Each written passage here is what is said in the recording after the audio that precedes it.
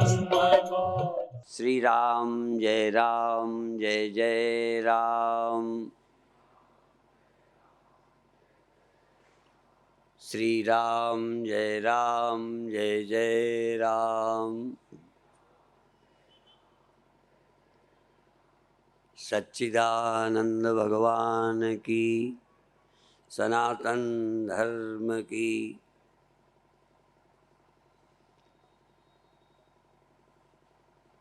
आपको अपने इस देह का पता न चलता, देह न होता तो मरने का ख्याल ना आता।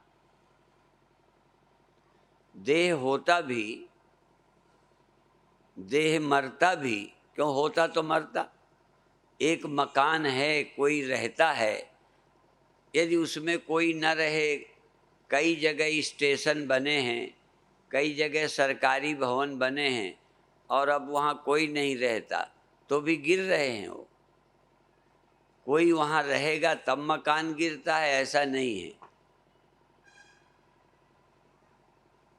मकान में कोई रहे न रहे, जो बना हुआ है वो धीरे धीरे पुराना होता है, गिर जाता है। ठीक है ना। तो ये शरीर यदि बन जाता, तुम ना भी रहो, तुम सोए रहो, तब भी ये शरीर नष्ट होता। सृष्टि तुम्हारे होने से नहीं बनी, तुम्हारे होने से नहीं पुरानी होती, तुम्हारे होने से नहीं नष्ट होती। ये तो हो रही है। अब उसी होने में तुम इसमें रह रहे हो और तुम जन्म से आकर एक दिन जिसको मृत्यु कहते हैं उस दिन तक तुम इसमें रहते हो, पर फिर भी इसकी दिन भर हिफाजत नहीं करते। 24 घंटे तुम इसकी हिफाजत, बोलो, 24 घंटे इसका ख्याल तुम नहीं रखते। तुम तो निश्चिंत होकर सो जाते हो, इसकी रक्षा तुम नहीं करते। इसकी रक्षा भी जिसने बनाया है, जिस प्रक्रिया से बना है, वो रक्षा करता है। इस शरीर को बचाने वाला इसमें प्राण है। तुम निश्चिंत होकर सोए रहते हो, श्वास चलती रहती है, हृदय धड़कता रहता है, रक्त संचार होता रहता है। ऐसा होता है कि नहीं? ये किस संप्रदाय का धर्म है? इस्लाम का कि हिंदू का कि पंडित का कि बनिया का कि साधु का? हमारी एक ऐसी कथा है जो किसी मजहब की नहीं है और हर मजहब वाले के लिए जरूरी है।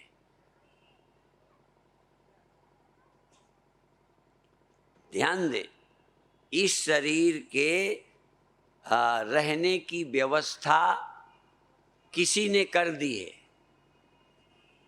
और इसमें कुछ देर तुम जग कर इसका उपभोग करते हो, उपयोग करते हो, उपभोग करते हो। इसके जीने का तुम आनंद लेते हो, इसके स्वस्थ रहने का आनंद लेते हो, इनके द्वारा बाहर की चीज़ों का आनंद लेते हो और इसके रहते बाहर के जो विपरीत चीज़ें हैं उनका दुख तुम लेते हो। कब तक लेते हो? जब तक इसमें जागे रहते हो। जागे ना हो तो इसका दुख तुम्हें नहीं होगा, किसी के मिलने का खोने का भी दुख नहीं होगा। तो शरीर ही नहीं है, शरीर में तुम बैठे हो, यह तुम्हारे लिए है, इसका दुख सुख तुम्हें होता है। जितनी देर इसमें तुम अर्थात मन आदि नहीं होते, सोए होते हैं या स्वप्न में होते हैं, तब यहाँ का सुख दुख नहीं होता, स्वप्न का होने लगता है। और तीसरी अवस्था है जब स्वप्न भी नहीं होता, गहरी नींद में तुम आराम करते हो, तब तुम्हें कोई दुख नहीं होता। और तुम यदि होश में ना आओ तो ये रहे या मर जाए या बिगड़ जाए या सब चौपट हो जाए, तुमको कोई मतलब नहीं रहेगा। ये ठीक है कि तुम सोए हो, इसको कोई मारने लग जाए तो तुम सोए न रहोगे, जग जाओगे। और जगते फिर या तो बदला लोगे, व्यवस्था करोगे। तो इसमें तुम जागृत अवस्था में इसके साथ रहते हो, स्वप्नावस्था में यहीं रहते, इससे भी मतलब नहीं है। पर कुछ दुनिया तुम्हारे ख्याल में रहती है और सुख दुख होता है। गहरी नींद में कोई दुख सुख नहीं होता, कोई चिंता नहीं होती। अर्थात जगत से मिलने वाला सुख और जगत से मिलने वाला दुख नहीं होता। सुषुप्ति में सुख दुख नहीं होता का मतलब बहुत आनंद होता है, कोई चिंता ही नहीं होती। पर कोई हर्ष भी नहीं होता। किसी के होने का हर्ष और किसी खोने का विषाद नहीं होता, क्योंकि उतनी देर तुम्हारा दुनिया से कोई रिलेशन नहीं होता, संबंध नहीं होता। अब आओ मुद्दे पर। ये जो मैं आती है वो आ जाती है। तुम चाहो भी कि मैं ना आए, आ जाएगी। देह से संबंध हो जाएगा, सुख दुख हो जाएगा। ऐसे ही एक मैं नहीं है, अनेकों मैं हैं। उनकी संख्या मुझे नहीं मालूम, कितने देह हैं, कितने मनुष्य ही नहीं, पशु पक्षियों के देह हैं।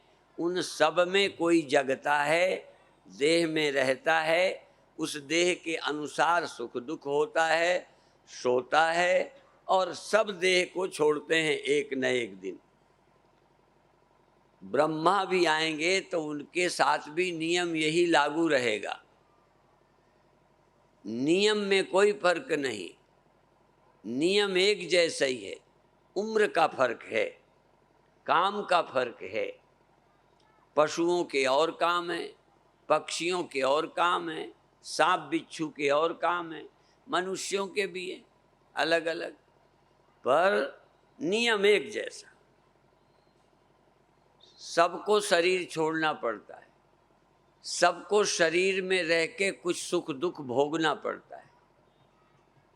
साधु महात्माओं को भी शरीर में रहेंगे तो कुछ सुख दुख होएगा। पर जितनी देर ये मैं सोई रहती है या मैं को मैं का ही पता नहीं रहता, उतनी देर कोई चिंता नहीं रहती। तब भी जिससे मैं होता है और जिससे यह जगत होता है, जिसके कारण मैं और यह सब पैदा हुए। ध्यान दो, तुम नहीं होते तो जगत नहीं होता। जितनी देर तुम सोए हो, इंदौर नहीं है, घर नहीं है, देह नहीं है, सोए रहो तुम। तुमको देह बनाकर सप्लाई किया है किसी ने, तुम्हारे लिए बनाया है। जैसे दर्जी नाप के कपड़े सीता है, बच्चे के, जवान के, बूढ़े के, तगड़े के, मोटे के, 5-5 मन वालों के भी कपड़े होते हैं। ऐसे ही जीव की जरूरत के अनुसार, तुम्हारी जरूरत के अनुसार तुमको देह मिला है। तुम्हें ख्याल भी नहीं होगा कि मुझे जरूरत थी। जन्मों जन्मों से जैसी जैसी तुम्हें जरूरत होती गई, तैसे ही तैसे तुम्हें शरीर बना बना कर दिए गए। और इस शरीर में तुम अपना रहते हो। इस शरीर में भगवान भी आते हैं, देवता भी आते हैं, ऋषि भी आते हैं, पशु पक्षी भी आते हैं, या पशु पक्षी के देह में आने वालों को पशु पक्षी कहने लगते। मनुष्य देह में जो आके रहता है उसका नाम मनुष्य हो जाता है। यदि यही जीव और देह में होता तो नाम वो हो जाता। ये जन्मों जन्मों से अपना एक अलग आया रहा, पर इन सब का पिता, जितने मैं तुम हैं इन सब का पिता, और जीवों का ही पिता नहीं, जगत का भी पिता। जीव भी उससे जन्मे और देह और संसार भी उसी से जन्मा। जिसने जीव और देह दिया उसी ने ये पेड़ पहाड़ धरती तुम्हारे चलने के लिए, तुम्हारे खाने के लिए, तुम्हारे देखने के लिए संसार भी बनाया कि तुमने बना लिया है। देख लो, तुमने आकर ये आंखें बनी बनाई मिली, जब तुम होश में आए बना तुम्हारे लिए, लेकिन जब होश में आए आंखें बनी हुई मिली, कान बने हुए मिले, शरीर बने हुए मिले, और ये नहीं, माँ भी मिली जिसका दूध पिया, और मुख भी मिला जिससे दूध पिया, और बड़े होने पर दांत भी तुम्हें मिले। मिले आने के बाद, दांत तो बाद में मिले आपके। एक आध बच्चे कोई दांत सहित पैदा हुए, कोई, बाकी सब आके दांत मिले। और खाने के लिए जो बाहर उपजता है, ठीक है, बोते हैं, व्यवस्था करते हैं, पर ये धरती में पेड़ पौधे फल फूल पैदा होने की ये प्रक्रिया सब हमको मिली है। तो सबका पिता, जीव का और जगत का, मेरा और सामान का, मेरा और पेड़ का, खाने वाले का जन्म देने वाला और खाने योग्य चीजों को जन्म देने वाला एक ही है। खूब गहराई से सोच लेना। यदि बीज बोने की प्रक्रिया, जमीन में उपजने के नियम ना होते तो हम लोग बोते कैसे, उगाते कैसे? वो तो सब पहले से निश्चित है। अर्थात परमात्मा ने सब कुछ प्रकृति की व्यवस्था कर रखी। अब समस्या क्या है कि किया तो हमारी मौज के लिए, जीने के लिए, पर मरना पड़ता है। सुख के लिए दिया, दुखी होते हैं। जो ना होते हों शाम की सभा में ना आए। जिन्हें मरना बुरा न लगता हो, जिन्हें दुख नहीं बुरा लगता हो, जिन्हें सुख की इच्छा ना हो, जो बड़े होने के लिए पागल ना हो रहे हों, दिन रात कुछ न कुछ होने में लगे हैं।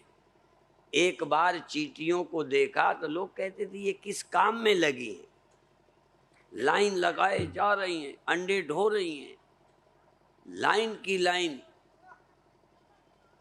जैसे कॉलेज से बच्चे छूटते हैं, ऐसे ही चींटियों की कतार देखी, लगता है किस काम में लगी है। लोग, मनुष्यों को लगता है हम काम में लगे हैं, हम तो समझदार हैं, हम काम में लगे हैं तो ठीक है। ये किस काम में लगे? ये जीव जंतु किस काम में लगे? तो हमें लगता है कि वो किस काम में लगी हैं। अब हम पूछे तुम किस काम में लगे हो? क्या प्रॉफिट होना है तुम्हें? शादी की, बच्चे हुए, फिर बच्चे भी मरेंगे, तुम भी मरोगे। ये धंधा नहीं करते तो क्या है? सही बता दो। यदि तुम ना पैदा करते तो क्या हो जाता? और पैदा कर लिया तो क्या प्रॉफिट रहा? अभी तक दुनिया होती चली आई, पैदा करते चले आए। होती चली आई या पैदा करते चले आए? देख लो, जो तुम कहोगे वही मैं कहूंगा। तुम कहो पैदा करते चले आए, मरते चले गए, कोई प्रॉफिट नहीं हुआ। या यूं कहो कोई पैदा करता रहा, माध्यम कोई हो, वही पैदा करता रहा, वही मरवाता रहा, चलता रहा, बंद भी नहीं हुआ आज तक काम। महाप्रलय की चर्चाएं बार बार होती हैं, वो होगी तो हो जाएगी, बाकी तो ना महाप्रलय हो तब भी कौन बच रहे हो।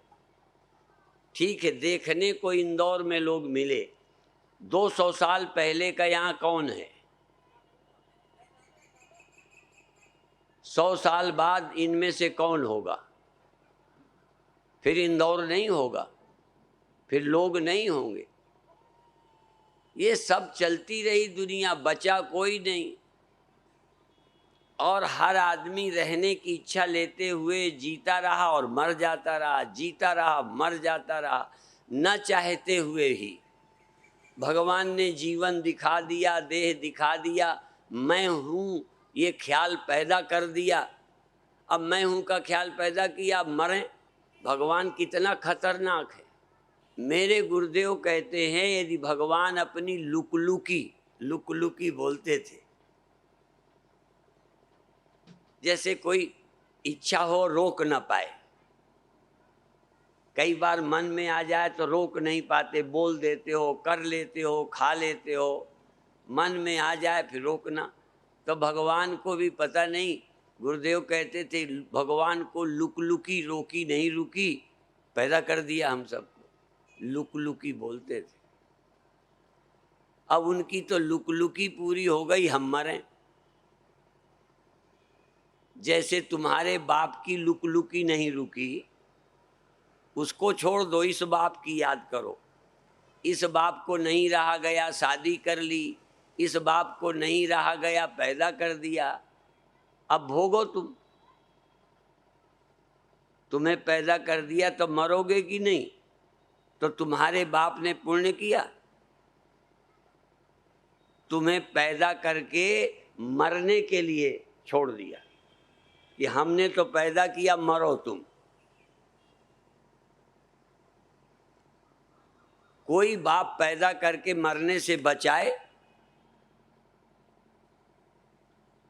सही है, मानो या न मानो, मूर्खता तुमने की, भोगे लड़का, रहा तुम्हें नहीं गया, तुम्हें नहीं रहा गया, अब वो पैदा हो गया। जो माँ के पेट में ही जल्दी मार डालती हैं माताएं, वो तो हैं ही, पे नहीं पेट में मारो तो बाहर लेके मारो। पैदा करने का मतलब ही मारने की तैयारी। तो भगवान ने क्या किया है? भगवान ने भी सबको पैदा करके यूं तो व्यवस्था कर दी। माँ ने भी तो दूध पिलाया, माँ ने भी तो आपको खिलाया। माँ ने पैदा करके तुम्हें मारना नहीं चाहा। सच बता दो, तुम्हारी माँ ने तुम्हें मारना चाहा है? तुम्हारी माँ चाहती है तुम बूढ़े हो जाओ, सदा अच्छा देखना चाहती है, पर क्या करे, बिचारी के हाथ में नहीं। और तुम समझते होगे इस, हम तो कहते उस बिचारे, इसको नहीं, उस बिचारे के हाथ में भी नहीं है कि तुम्हारे मरने को वो रोक दे। रोक के दिखवा दो। जिसको तुम सर्वशक्तिमान कहते हो, जिसने पैदा की है दुनिया, वो इसके मरने को, परिवर्तन को रोक के दिखा दे। तो भगवान के भी हाथ में नहीं है। जितना अक्षम तुम हो उतना ही अक्षम वो है। पर दुखी वो क्यों नहीं है, यही बताना है। उसके पास एक ऐसी समझ है, तुमको भी वही समझ देना चाहते हैं जो भगवान के पास है।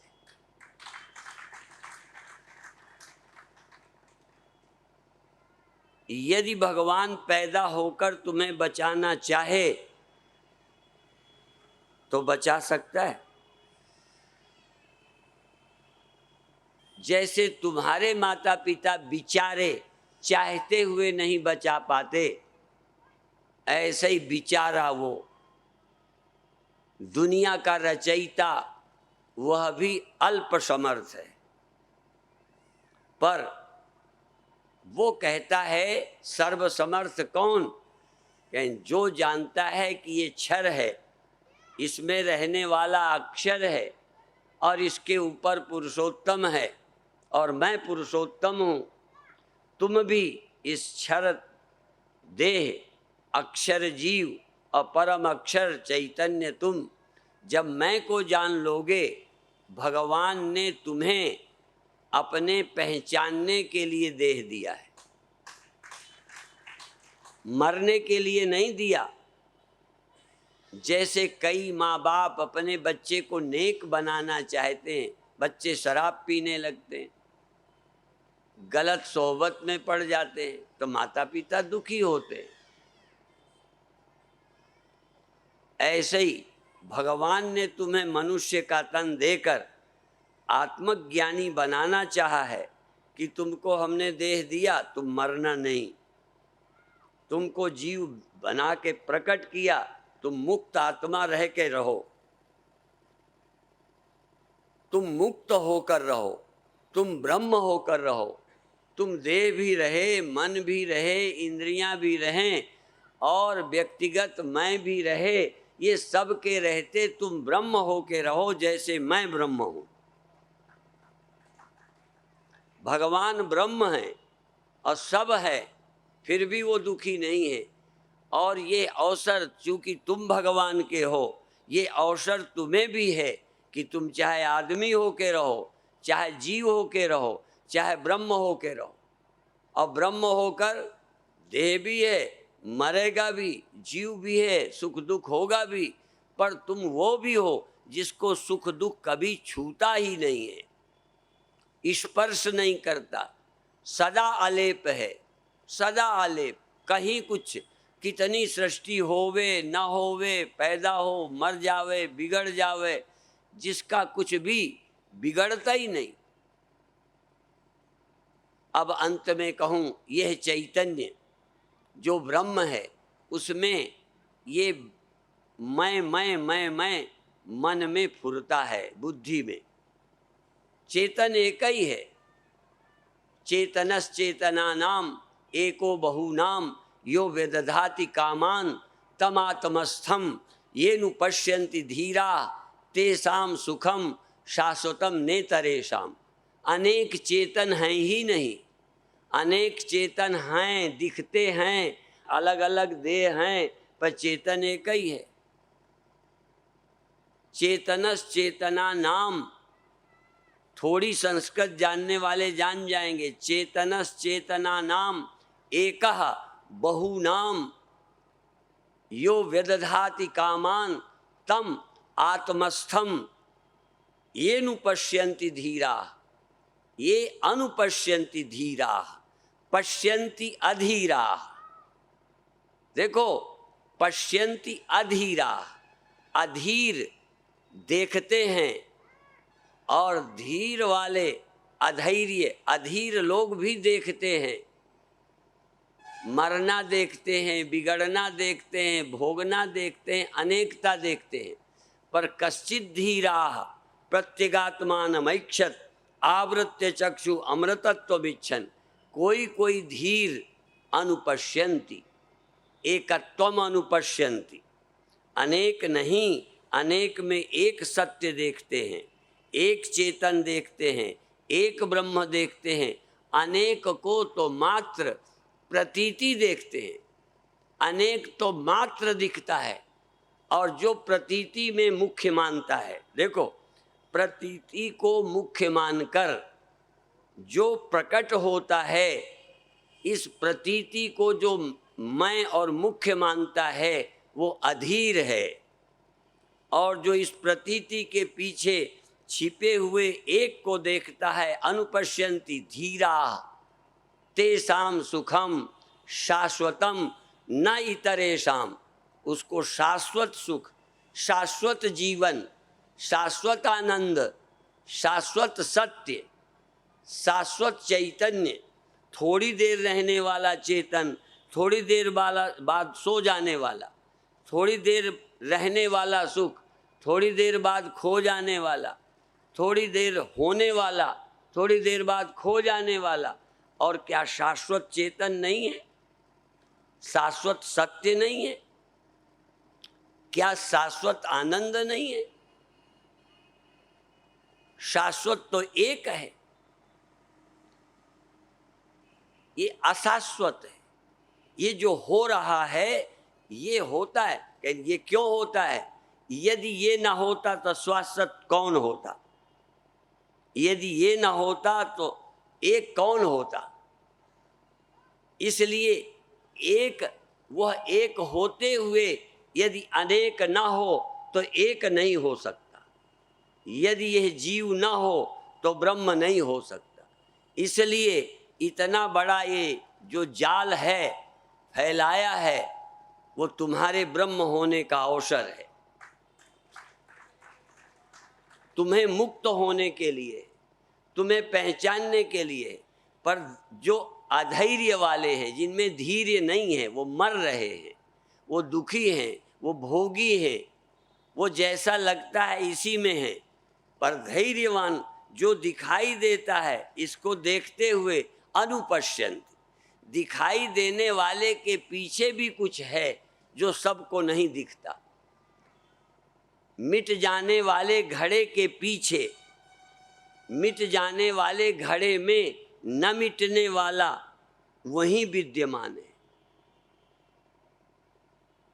मिटने वाले घड़े में न मिटने वाला कुछ नहीं रहता, और तो ये मिटने वाला काम भी आ गया और न मिटने वाला ढूंढने को भी मिल गया। न मिटने वाला मिल जाए तो मिटने वाला क्या है? अब देखो, न मिटने वाला मिलने के बाद मिटने वाले को अलग करो, क्या है? कितने हैं? न मिटने वाले के अलावा मिटने वाला कुछ है? इसलिए अन्वय व्यतिरेक से, हाँ, जो चौथा श्लोक है, अन्वय और व्यतिरेक से यही जानना है कि मिटने वाला क्या है, न मिटने वाला क्या है। पहले मिटने वाला सच है, न मिटने वाला गप्प है।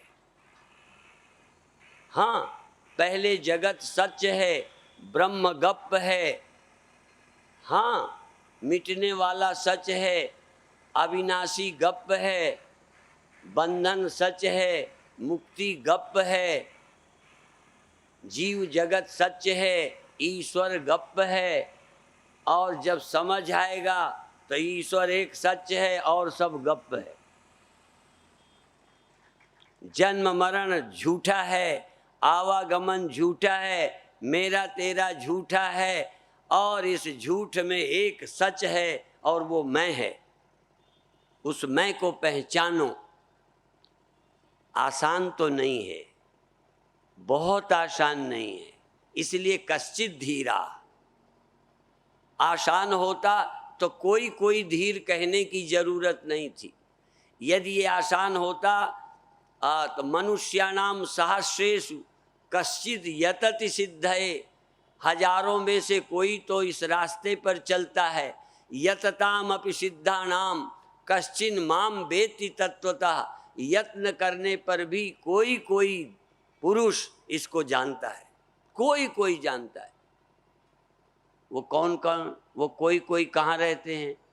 हरिद्वार में, इंदौर में कि बम्बे में? कहाँ रहते हैं वो कोई कोई?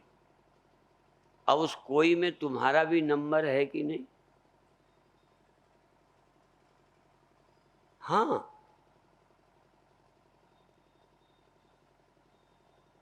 क्या बंधन है? उस कोई में तुम्हारा नंबर आ जाए, इसमें क्या दिक्कत है ये बताओ? इतना ही कि अभी तक जो तुम्हारा मैं है, देखो ये अभी तक जो तुम्हारा मैं है यही मृत्यु है। अभी तक जो तुम्हारा मैं है यही सुख दुख का भोक्ता है। अभी तक जो तुम्हारा मैं है यही छूटना चाहता है। और इसीलिए चांस है, क्योंकि तुम्हारी इच्छा के विपरीत मौत है, तुम्हारी इच्छा के विपरीत दुख है, तुम्हारी इच्छा के विपरीत दूसरा है जिसको देख के जलते हो।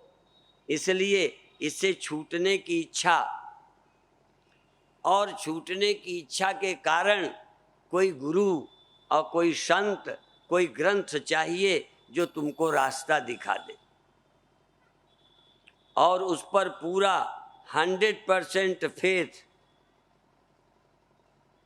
जितना अपनी आँखों पर नहीं, जितना आपको अपने मन पर नहीं, जितना अपने घर वालों पर विश्वास नहीं, उससे ज़्यादा विश्वास चाहिए गुरु पर और ग्रंथ पर।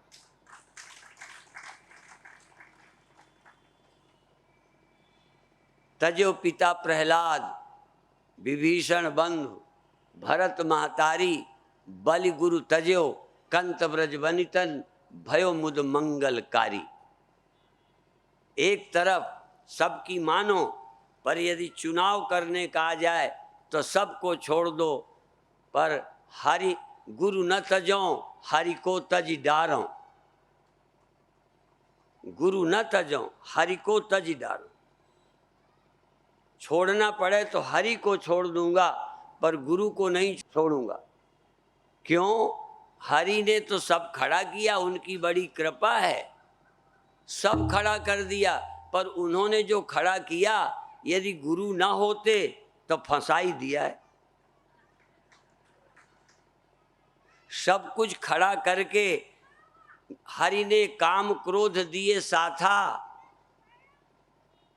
काम क्रोध दिए, क्यों दिए? इच्छा दी, मरूं नहीं, और मौत दे दी। सुख की इच्छा दे दी, बार बार दुख। बड़े होने की इच्छा दे दी, कोई ना कोई खतरा। भगवान ने या यूं कहो, गुरु और भगवान बड़े मिले जुले हैं। वो फंसाते हैं, खुद ही ईश्वर फंसाते हैं और खुद ही गुरु बनकर छुड़ाने आते हैं। और कोई नहीं आता, और कोई छुड़ा ही नहीं सकता। यदि फंसाते नहीं तो गुरु क्या करते? अचार डालते। गुरु की कीमत क्या है? और बता दूं, वो सब कुछ बना देते और गुरु होकर ज्ञान देने ना आते तो ईश्वर ने क्या दिया? ईश्वर का दिया एक तरफ कर दो, सिर्फ गुरु का दिया हटा लो।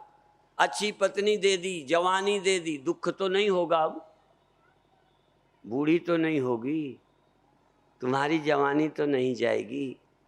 तुम्हें सब कुछ ईश्वर दे दे और गुरु बनकर ज्ञान न दे तो ईश्वर भी तुम्हारा बेड़ा पार नहीं कर सकता, समझ में आए या ना आए।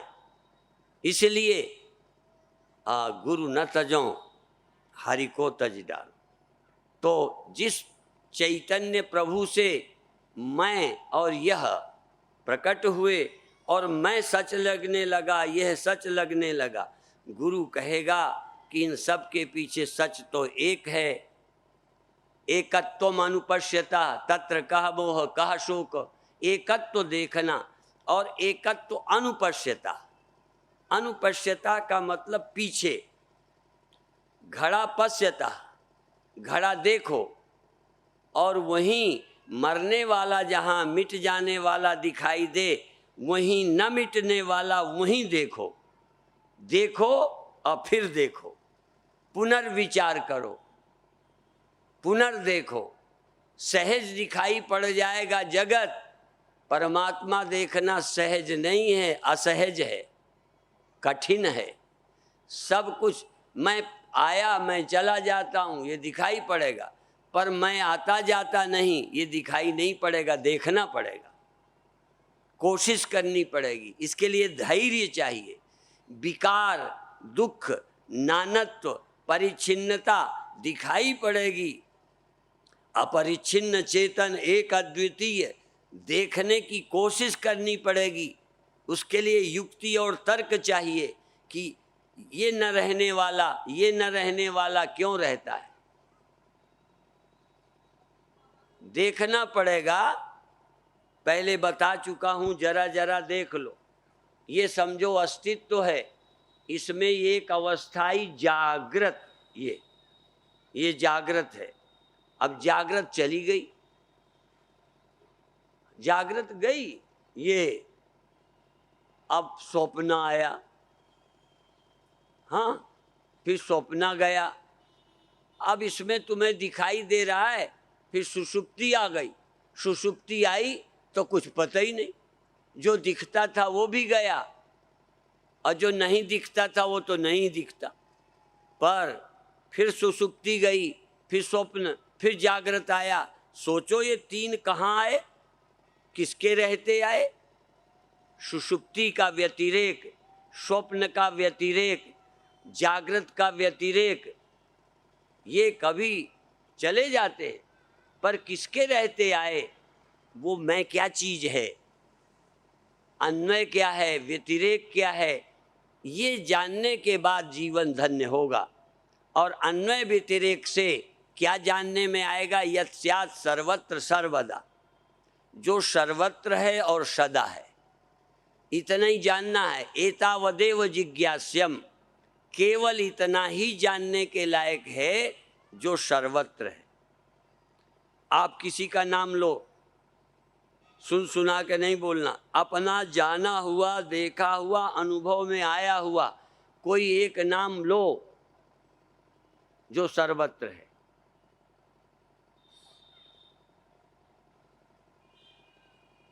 जिसको तुमने देखा हो, जाना हो, मिले हो, वो सर्वत्र हो।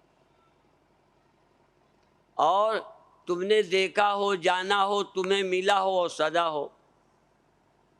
एक भी नाम ढूंढो जो तुम्हारे अनुभव में इस समय जाग रहे हो, ये जागृत अवस्था, ये जगना सदा रहेगा।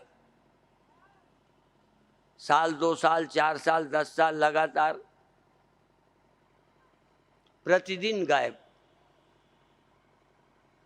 तो जो तुम्हें मिली जागृत अवस्था वही सदा नहीं रहती।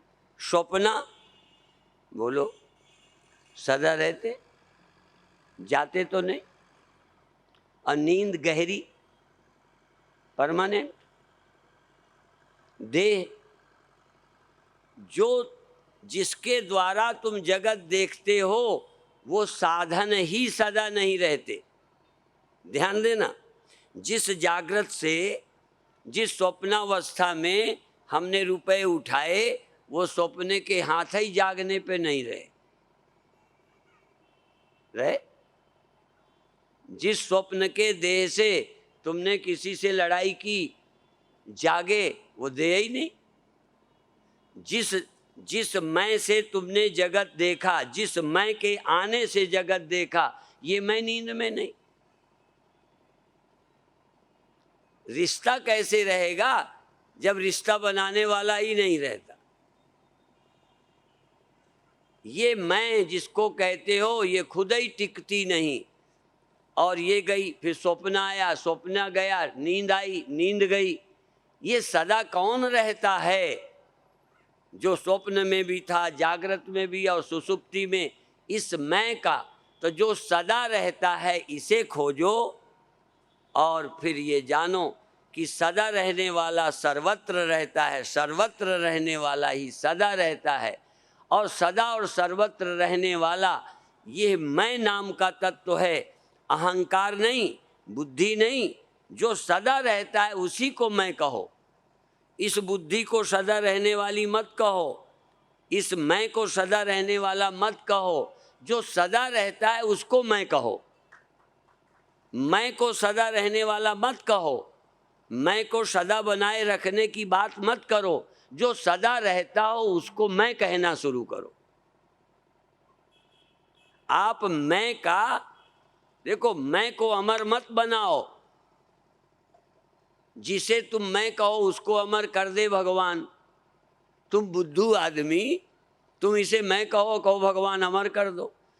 तुम मरने वाली लड़की से, जिस पे वो कौन से लगते हैं, वो क्या लगा करता है, जिनको होते हैं ना, वो दूल्हा दुल्हन को ना शादी के पहले देखते हैं ना कि वो तो नहीं है, क्या बोलते हैं? हाँ, कौन ग्रह? मंगली तो नहीं है। अब बताओ, लड़का मंगली और लड़की बचेगी, और या लड़की मंगली तो लड़के को खा जाएगी। समझ में आया? तो जो जो न रहने वाला है उससे तुम रिलेशन करते हो, और ज्योतिषी से हमसे वरदान मांगते हो कि स्वामी जी रिश्ता परमानेंट करवा दो, तो तुम काहे मंगली के चक्कर में पड़े हो? तो जो न रहने वाला देह, न रहने वाली अवस्था, उसको मैं बना रहे हो, समाधि को बनाए रखना चाहते हो, और साधुओं से कहते हो स्वामी जी हमेशा नहीं रहती, तो हम क्या करें? न रहने वाली को तुम रखने के चक्कर में क्यों? रहने वाले को तो आप मैं पना और मेरा पना न रहने वाले से छोड़कर व्यतिरेक करके पहले रहने वाले को मैं कहो। मैं तो कहोगे, मैं बिना छुटकारा नहीं, पर सवाल है मैं कहते किसको हो? इसलिए अष्टावक्र कहते अहो अहम नमो मह्यम विनाशो यस्य नास्ति में। कहते आहा, मैं अपने मैं को नमस्कार करता हूँ जिस मैं का कभी नाश नहीं होता, ये शर्त है, उसको नमस्कार करता। फिर ये कहते हैं आहा, मैं अपने आप पर आश्चर्य करता हूँ, मई अनंत महाम बोधौ जगत बीची स्वभावता। आहा, मैं मुझ में जगत रूपी लहरें, मैं नहीं, यह नहीं, सब जिसमें होता रहता है, मिटता रहता है, जो मैं सागर की तरह है जिसमें लहरें बनती मिटती हैं। क्या ऐसा मैं हूँ? समझ आया? मैं देह हूँ, मैं ये मन हूँ, और मैं ठीक रहूँ। ओहो, अकल जो नहीं समझना वो समझे बैठे हो, और सुखी होने की बातें करते हो। शराब पियो, मनमानी करो, चोरी करो, और फंसने पर स्वामी जी का आशीर्वाद मांगो। ये क्या मतलब? जब कहते हैं ये ना गांजा पियो, ना नशा पियो, ये नशा नहीं करो, पंजाब नशे का शिकार हो रहा, विदेश नशे का शिकार हो रहा, नई पीढ़ी बच्चों की पढ़ने वाली नशे की शिकार हो रही। अब ये इनके महाराज हमारे बेटी को बड़ा टेंशन रहता है, और क्या रहेगा? रहेगा और क्या? यदि इन सब से मुक्त होना है तो कथा में आइए, बाकी चर्चा शाम को फिर करेंगे। ओम शांति शांति शांति।